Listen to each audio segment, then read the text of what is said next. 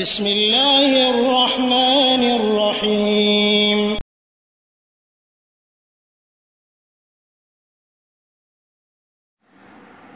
ওয়ালাইকুম আসসালাম রহমতুল্লাহি ওয়া বারাকাতুহু। আজাদ সাহেব আপনি প্রশ্ন করেছেন দুটি প্রশ্ন। একটি প্রশ্ন যে রাসূলুল্লাহ সাল্লাল্লাহু আলাইহি ওয়াসাল্লাম কোন কোন জায়গায় সাহু সিজদা করতেন। এই প্রশ্নটা অবশ্য ব্যাখ্যা সাপেক্ষ এবং অনেক সময়ের প্রয়োজন। এরপরে সংক্ষিপ্ত আকারে বলা যায় যে রাসূলুল্লাহ সাল্লাল্লাহু আলাইহি ওয়াসাল্লাম সালাতে কম করলে, অর্থাৎ কম সালাত পড়লে সেখানে সাহু সিজদা দিয়েছেন। অনুরূপভাবে সালাত বেশি করে পড়লে, যেমন 4-এর জায়গায় 5 পড়লেও তিনি সাহু সিজদা দিয়েছেন।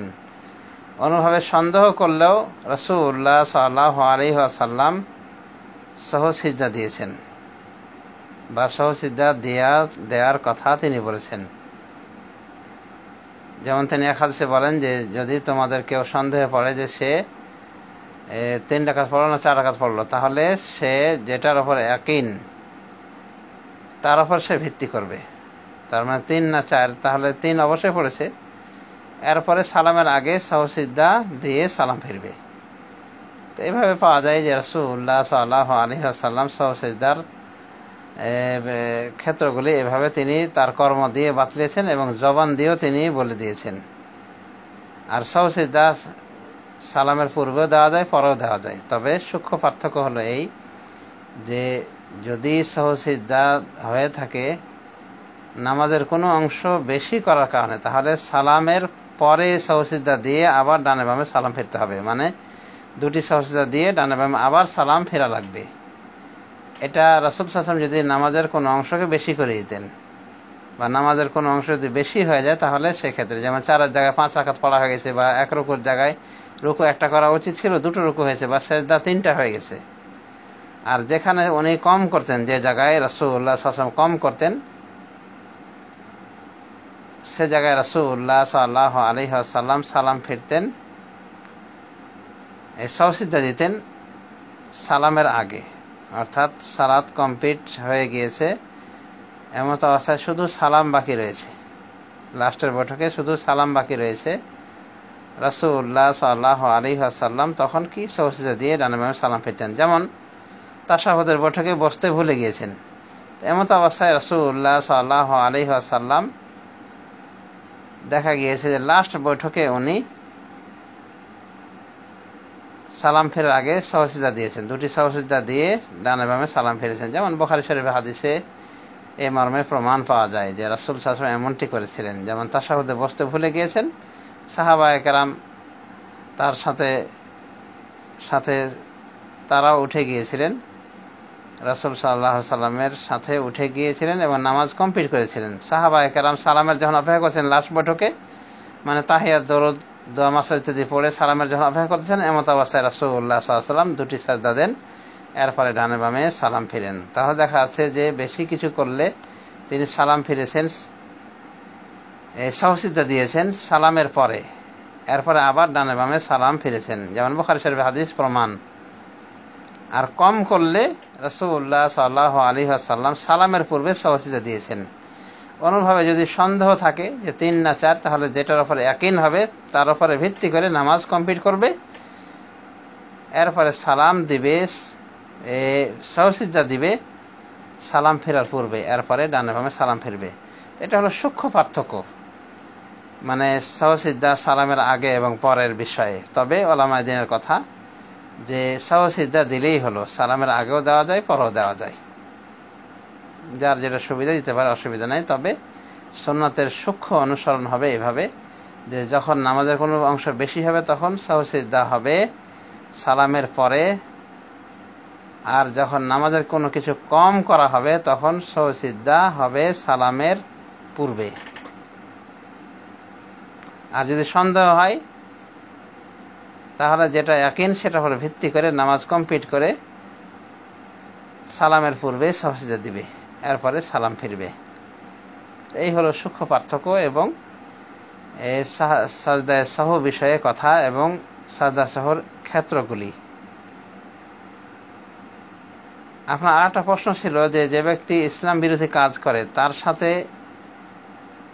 দেখা যাচ্ছে আরেকজন ব্যক্তি গুড সম্পর্ক রাখে, তো এটা কি পর্যায়ের, মানে এই লোকটার হুকুম কি যে খারাপ মানুষের সাথে উঠা বসা করে, যারা ইসলাম বিরোধী, ইসলামের ওপর বিদ্বেষ পোষণ করে বা বামপন্থী, এদের সাথে উঠা বসা যে করে তার বিধানটা কি? রাসূলুল্লাহ সাল্লাল্লাহু আলাইহি ওয়াসাল্লাম বলেছেন, আনতা মা মান আহবাবতা, তুমি ওর সাথে হবে যাকে ভালোবাসো। সুতরাং যার সাথে লেনদেন বেশি হবে, উঠা বসা হবে, তার সাথে হাসরও হওয়া স্বাভাবিক। অতএব কোনো বামপন্থীর সাথে যদি কেউ উঠা বসা করে 5 ওয়াক্ত নামাজ পড়ার পরও, তাহলে খুব সম্ভব যে তার হাসর হবে এই বামপন্থীর সাথে, এই বিজাতীয় ব্যক্তির সাথে, যার সাথে সে বন্ধুত্ব করেছে। সে যদি বিজাতি হয় তাহলে তার সাথে উঠা তার খুব সম্ভাবনা রয়েছে, যেহেতু সে তাকে ভালোবাসে।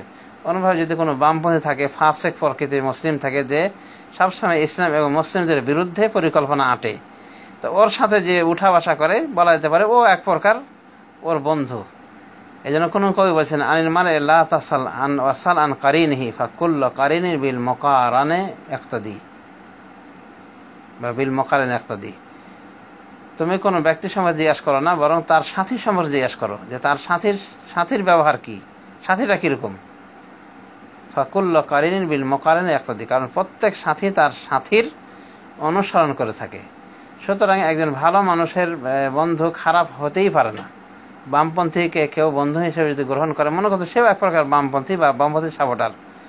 অতএব যে প্রকৃত মুসলিম, সে কোনোদিন ইসলাম বিদ্বেষীর সাথে এইভাবে গুড টার্ম রাখতে পারে না, গুড সম্পর্ক রাখতে পারে না। হয়তো তাকে দাওয়াত দেওয়ার স্বার্থে, হয়তো কিছুদিন উঠা বসা করলো তাকে হেদায়েতের স্বার্থে এবং তাকে হেদায়েতের বাণী পৌঁছানোর জন্যে, কিন্তু অন্তর দিয়ে কোনো ক্রমেই এই জাতীয় মানুষকে একজন সচ্চা মুসলিম ভালোবাসতে পারে না।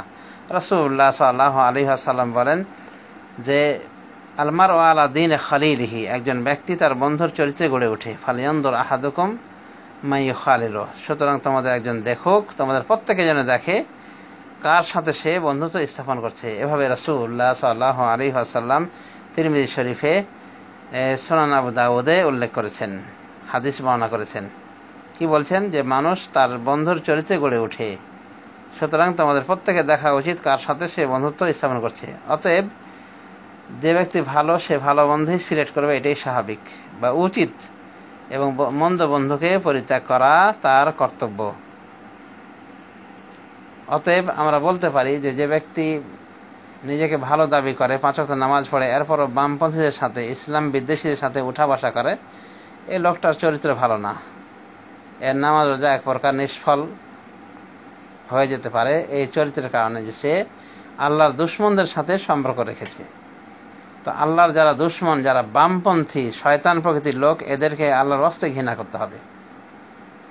রাসূলুল্লাহ সাল্লাল্লাহু আলাইহি ওয়াসাল্লাম বলেন, মান আহাব্বা ইল্লাহি ওয়া আবগাদা ইল্লাহি ওয়া আতা ইল্লাহি ওয়া মানা ইল্লাহি ফাকাদ ইসতাকমালা ঈমান। যে ব্যক্তি আল্লাহর ওয়াস্তে ভালোবাসলো, আল্লাহর ওয়াস্তে ঘৃণা করলো, আল্লাহর ওয়াস্তে দান করলো, আল্লাহর ওয়াস্তে দান থেকে বিরত থাকলো, সেই ইসলাম, সে তার ঈমানকে পরিপূর্ণ করে নিল। আবু দাউদ শরীফে হাদিস। সুতরাং আল্লাহর ওয়াস্তে ভালোবাসতে হবে, আল্লাহর ওয়াস্তে ঘৃণা করতে হবে। অতএব বামপন্থী যারা বা ইসলাম বিদ্বেষী যারা, ইসলামের বিপক্ষে যাদের সবসময় অবস্থান, এই জাতীয় বামপন্থীদেরকে আল্লাহর ওয়াস্তে ঘৃণা করতে হবে, এদেরকে আল্লাহর ওয়াস্তে ভালোবাসা যাবে না। তবে যদি তারা নামাজ রোজা করে এবং উল্টো কাজ করে, তো যতটুকু ইসলামের পক্ষে তারা রয়েছে, সে ততটুকুকে তাকে সাপোর্ট করবে, ততটুকু বিষয়ে তাদেরকে সাপোর্ট করা যাবে।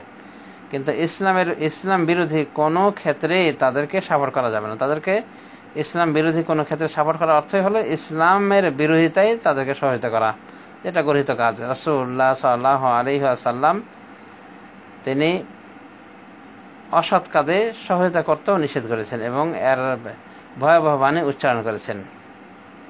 যে ব্যক্তি কোনো বাতিলে কাউকে সাহায্য করলো, সে যেন সাহায্য করলো এমনভাবে সে গুনাহে লিপ্ত হয়ে গেল। এরকম কাছাকাছি শব্দ এখানে হাদিসে এসেছে এক কথায়, যে বাতিলে কাউকে সাহায্য করে সে মানে গুনাহে লিপ্ত হয়ে যায়, গুনাহ থেকে সে মানে অব্যাহতি লাভ করবে না, সেও ওই বাতিলকে সাপোর্ট করার জন্য সেও গুনাহগার বলে গণ্য হবে। অতএব কোনো বাতিলপন্থীকে কোনো বিজাতীয় কোনো বামপন্থীকে সাপোর্ট করার অবকাশ এই ইসলামী শরিয়ায় নাই। অনুরূপভাবে নামাজ রোজা করার পরও এই ইসলাম বিদ্বেষী কারোর সাথে ওঠা বসা করা একজন মুসলিমের চরিত্র হতে পারে না, দিনদার মুসলিমের, বরং এটা এক প্রকার কপটতা, যে নামাজ রোজা করছে কিন্তু মিল আছে ওদের সাথে তার যারা বামপন্থী বা ইসলাম বিদ্বেষী। তো যাই হোক, আল্লাহ রাব্বুল আলামিন আমাদের সবাইকে তৌফিক দান করুন যেন আমরা কোরআন সুন্নাহ মোতাবেক পরিচিত হই এবং আমরা হকপন্থীদের সাথে থাকি, সত্যবাদীদের সাথে থাকি, বাতিলপন্থী এবং মিথ্যাবাদীদের সাথে যেন না থাকি। আমিন। সাল্লাল্লাহু আলা নবিয়্যিনা মুহাম্মদ ওয়া আলা আলিহি ওয়া সাহবিহি আজমাইন।